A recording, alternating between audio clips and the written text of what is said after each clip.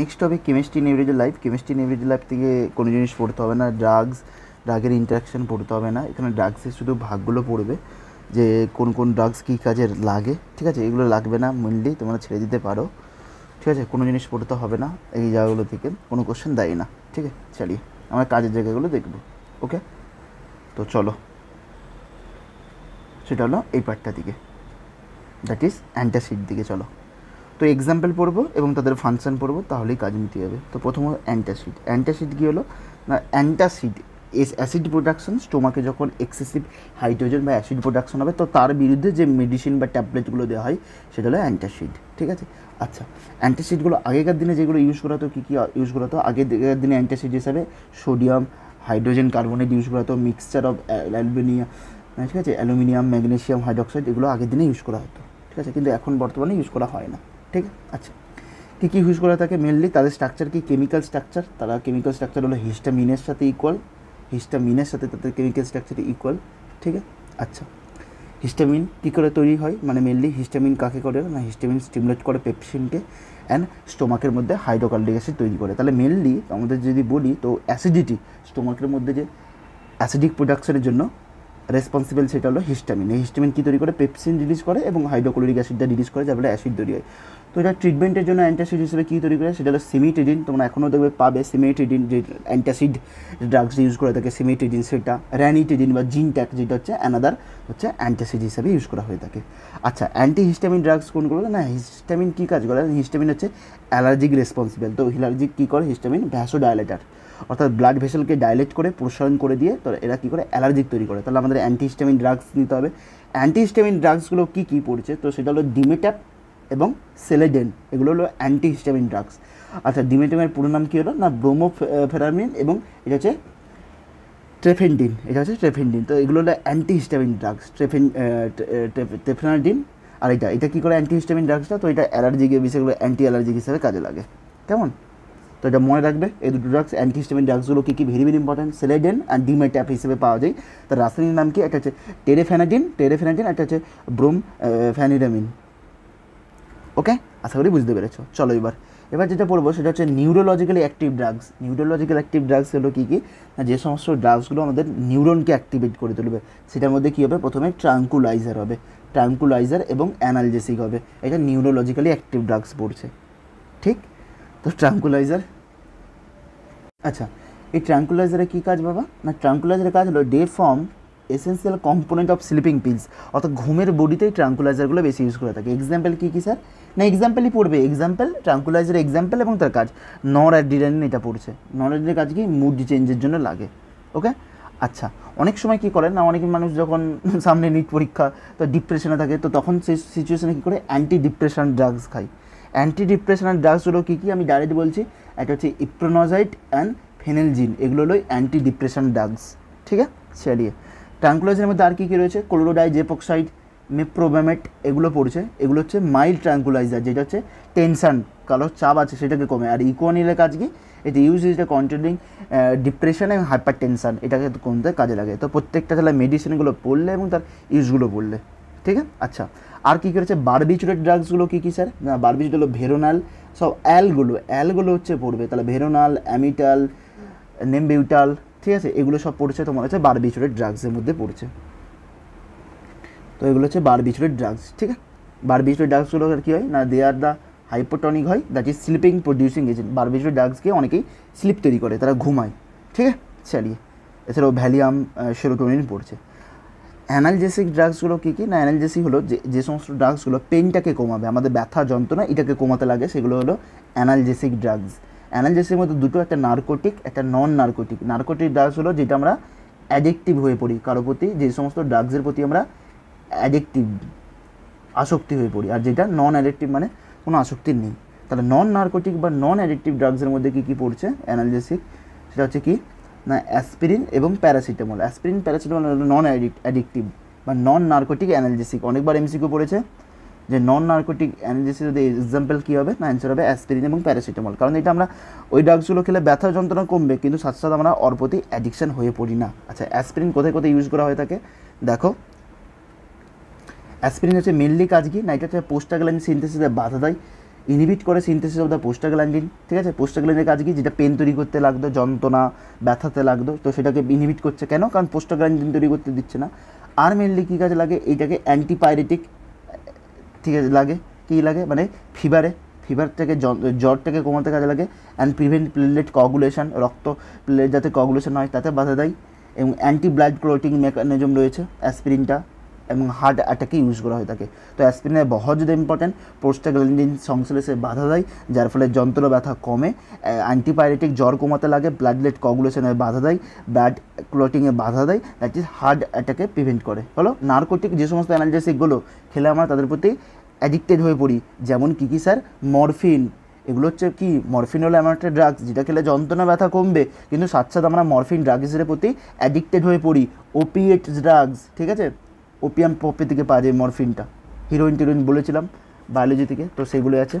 চলো এবার অ্যান্টিমাইক্রোবিয়ালস মানে কি, যে সমস্ত ড্রাগস হলো এগেনস্ট কোনো মাইক্রোবস, কোনো ব্যাকটেরিয়া, কোনো ভাইরাসের বিরুদ্ধে। অ্যান্টিবায়োটিক্স কি না, অ্যান্টিবায়োটিক্স হলো যেগুলো ব্যাকটেরিয়া আক্রমণ করলে, কোনো রোগ হলে তার বিরুদ্ধে করা হয়। তো এখান থেকে যে কোশ্চেন পড়ে, ফার্স্ট অ্যান্টিবায়োটিক যেটা ডিসকভার হয়েছিল সেটার নামটা কী পড়ে, তো কে আবিষ্কার করেছিল না, পল আর্চিলিস করেছিল, এই পল আর্চিলিস করেছিল, ঠিক আছে। আচ্ছা, প্রথম অ্যান্টিবায়োটিক যেটা ডিসকভার হয়েছিল সেটা আর্সেনামিন, যেটা আর্সেনিক থাকবে, যেটাকে স্যালভারসেন বলে, পল আর্চিলিস ডিসকভার করেছিল। বা এটার অ্যাক্টিভ ফর্ম কি না, প্রোন্টোসিল, ভেরি ইম্পর্ট্যান্ট, এটা অ্যাক্টিভ ফর্ম প্রোন্টোসিল, এটা আবিষ্কার করেছিল তিনি। হলো তারপরে ধীরে ধীরে prontosil first active form of drugs, antibiotic first active form বা এফেক্টিভ, সেটা হলো প্রোন্টোসিল। তারপরে সালফোনামাইড, যখন সালফার গ্রুপটা ওখানে এসেছিলো। তো এটাকে মিললে দুটো ভাগ করা যায় অ্যান্টিবায়োটিক, কী সার, একটা হচ্ছে ব্যাকটেরিয়াসাইডাল, একটা হচ্ছে ব্যাকটেরিওস্ট্যাটিক। অর্থাৎ যে সমস্ত অ্যান্টিবায়োটিকগুলো ব্যাকটেরিয়াসাইডাল মানে ব্যাকটেরিয়াকে সাইডাল করে দিচ্ছে, কিলিং করে দিচ্ছে, ব্যাকটেরিয়াকে ধ্বংস করে দিচ্ছে। আর ব্যাকটেরিওস্ট্যাটিক মানে কি, ব্যাকটেরিয়ার গ্রোথটাকে বাধা দিচ্ছে, ব্যাকটেরিয়াকে কিল করছে না, কিন্তু ব্যাকটেরিয়ার গ্রোথে ইনহিবিট করছে। এক্সাম্পলগুলো কী কী হবে, ব্যাকটেরিয়াসাইডাল এক্সাম্পল হলো না, সেটা হলো পোয়া একটা খাবারের নাম জানো, পোয়া। তো P for penicillin, O for হচ্ছে ওলফ্লক্সেসিন, আর এ ফর হচ্ছে অ্যামাইনোগ্লাইকোসাইড, যেটা হচ্ছে ব্যাকটেরিওসাইডাল। আর ব্যাকটেরিওস্ট্যাটিক যেটা ব্যাকটেরিয়া গ্রোথে বাধা দিচ্ছে, all type of antibiotic, ETS পড়েছো, ইলেকট্রন ট্রান্সপোর্ট চেন, তো ETC, E for erythromycin, T for tetracycline, C for chloramphenicol, এগুলো হলো ব্যাকটেরিওস্ট্যাটিক, যেটা ব্যাকটেরিয়া গ্রোথে বাধা দিচ্ছে, কিন্তু মারছে না, গ্রোথে ইনহিবিট করছে।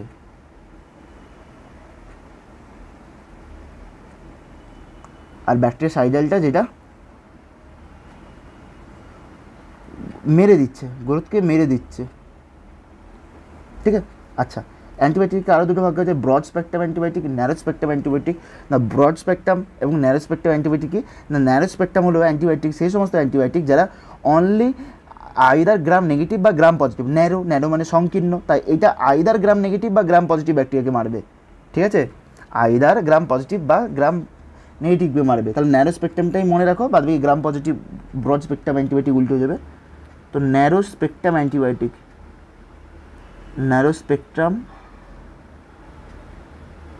অ্যান্টিবায়োটিক, তো ন্যানো মানে কি, মানে খুব কম, সংকীর্ণ, either gram negative or gram positive ব্যাকটেরিয়াকে কিলিং করবে।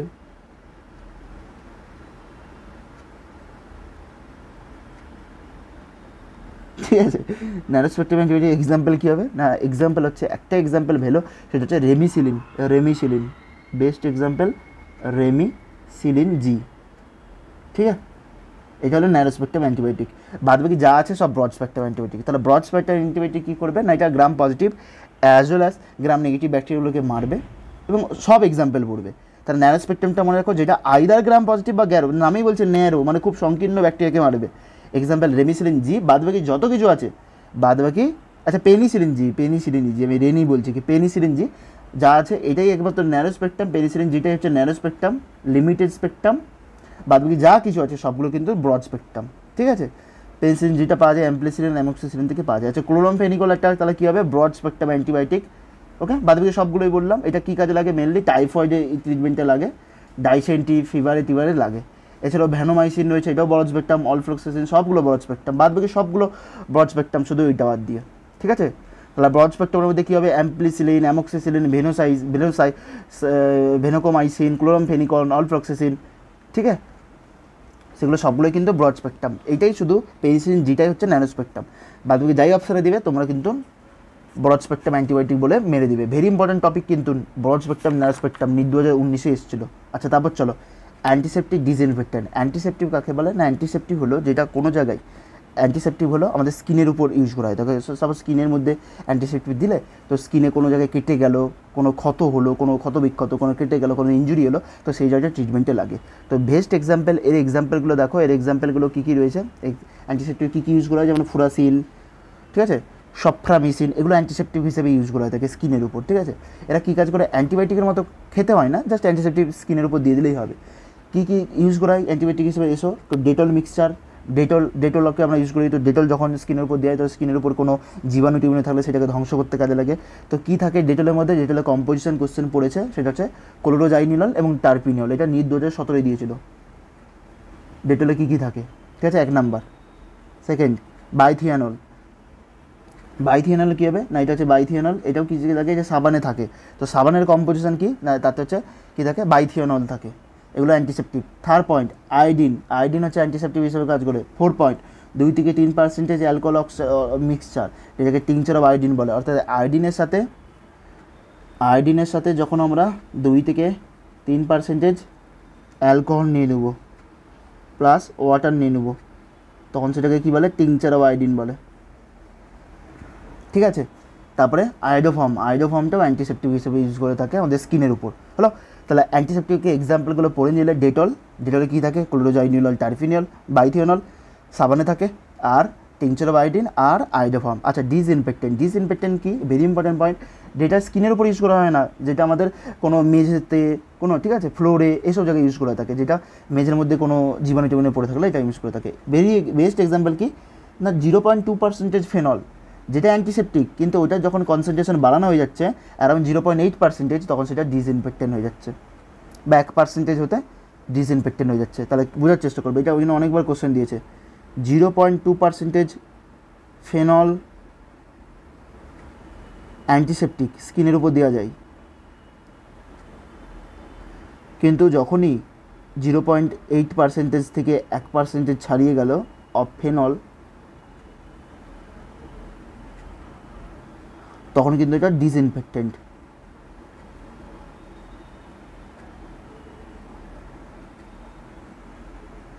ওকে, আচ্ছা সেকেন্ড পয়েন্ট ক্লোরিন, যার কনসেন্ট্রেশন কত, 0.2 থেকে 0.4 ppm, ঠিক আছে।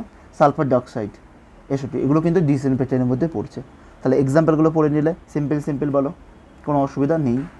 আচ্ছা তারপর চলো অ্যান্টি ফার্টিলিটি ড্রাগস, যে সমস্ত ড্রাগসগুলো প্রেগনেন্সিতে তাই ইউজ করা হয়, ঠিক আছে, ওরাল কন্ট্রাসেপটিভ পিলস হিসেবে, সেগুলো বলতে হবে।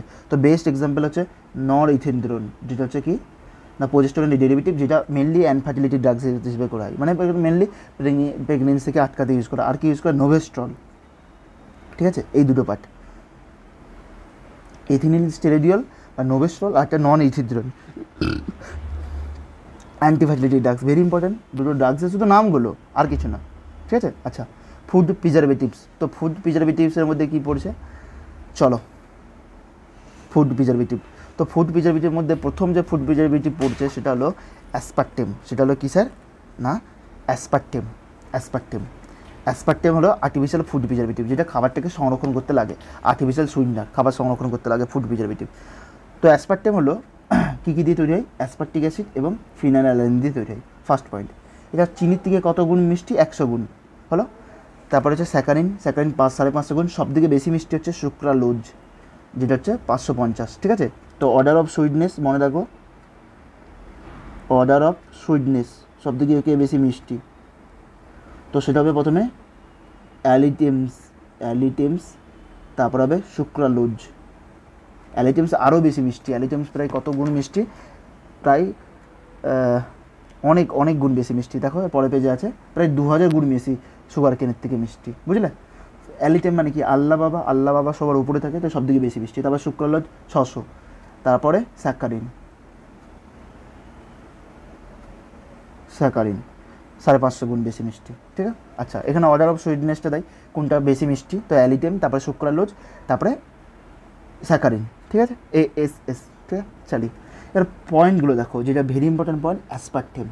অ্যাসপার্টেম হলো মোস্ট সাকসেসফুল এবং widely used artificial sweetener. First MCQ, যে কোনটা সবথেকে বেশি সাকসেসফুল এবং মোস্ট ওয়াইডলি ইউজ করা হয়।